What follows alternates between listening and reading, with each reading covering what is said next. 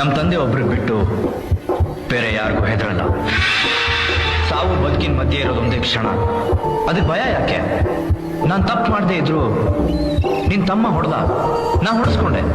ಆದ್ರೆ ಯಾವಾಗ ಅಮ್ಮ ಅಂತ ಹೇಳಿದ್ನೋ ನಾನೇ ಹೊಡೆದ.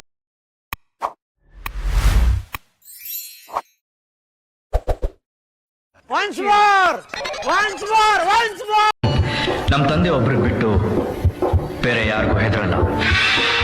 ಸಾವು ಬದುಕಿನ ಮಧ್ಯೆ ಇರೋದೊಂದೇ ಕ್ಷಣ, ಅದಕ್ಕೆ ಭಯ ಯಾಕೆ?